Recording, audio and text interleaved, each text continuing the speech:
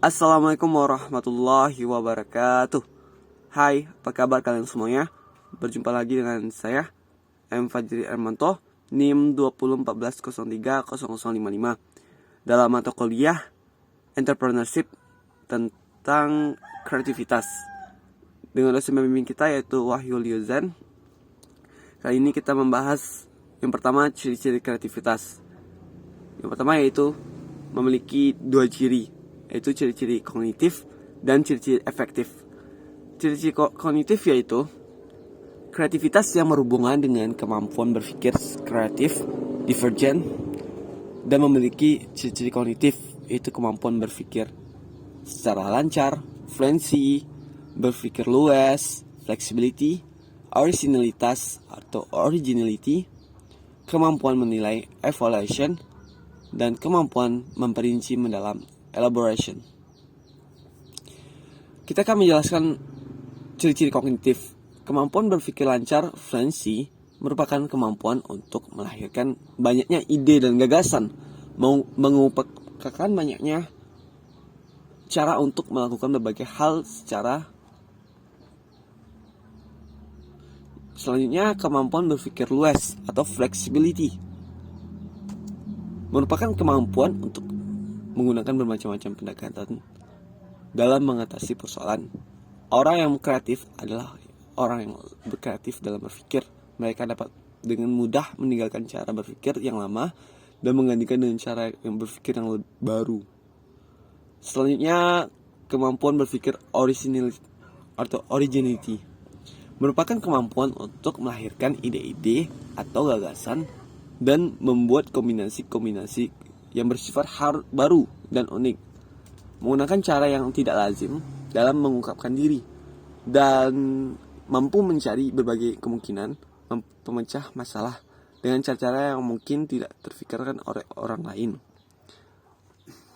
Selanjutnya, kemampuan menilai evaluation merupakan kemampuan untuk membuat penilaian sendiri dan menentukan apakah suatu pertanyaan benar atau suatu tindakan itu bijaksana, serta tindakan hanya mencetuskan gagasan saja tetapi juga melaksanakannya.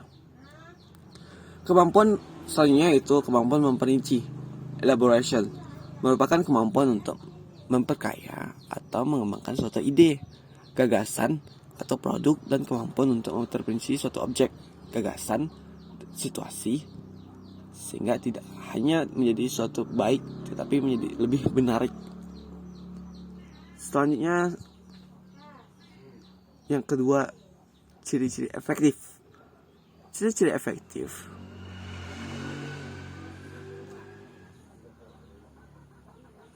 memiliki pengertian.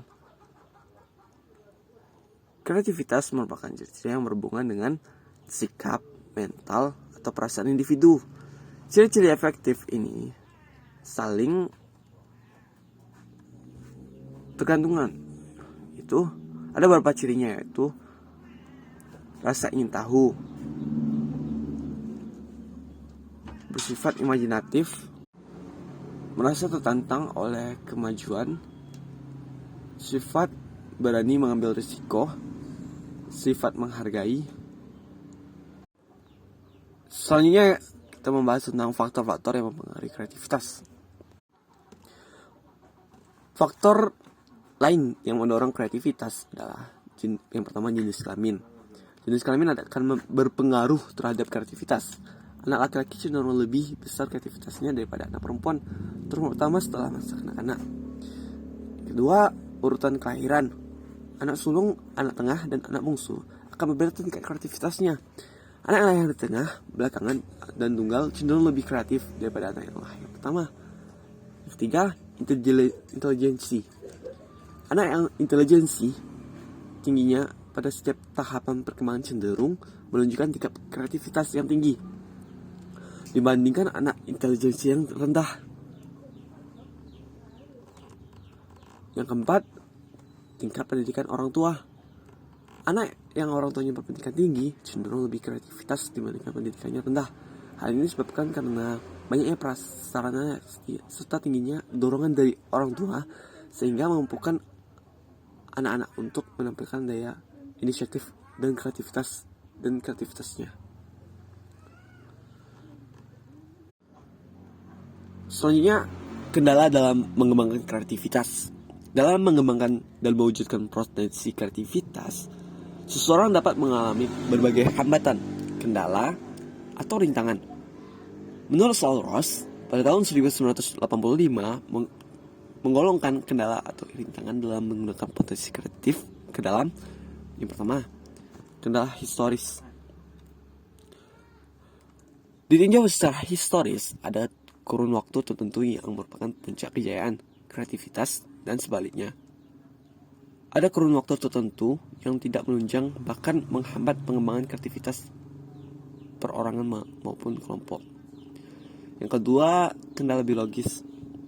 Beberapa pakar menekankan bahwa kemampuan kreatif merupakan ciri herediter, sementara pakar lainnya percaya bahwa lingkungan menjadi faktor penentu utama. Yang ketiga, kendala fisiologis. Seseorang yang mengalami kendala faali karena terjadi kerusakan otak yang disebabkan oleh penyakit atau kecelakaan, maupun mereka yang memiliki keterbatasan fisik dapat menghambat untuk mengungkapkan kreativitasnya. Yang keempat, kendala sosiologis. Lingkungan sosial merupakan faktor utama yang merupakan kemampuan kita dalam mengembangkan kreatif. Bila tidak diarahkan dan didukung, maka hasilnya tidak akan baik. Kelima, kendala psikologis.